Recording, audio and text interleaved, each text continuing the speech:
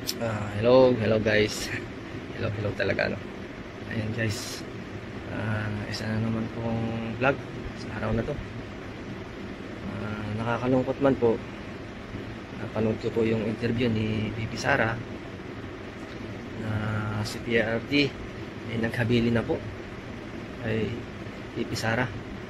So ano po ang kahit na nito ng mga tagubilin ni PRRD sa kanyang anak si Bibi Sara Duterte. Okay, so pag daw namatay siya ay huwag daw po iuwi ang bangkay niya sa Pilipinas. Ito na lang daw po ang hinihiling niya, ay i-cremate na lang ang kanyang bangkay kung siya man ay mamamatay dyan sa dahig.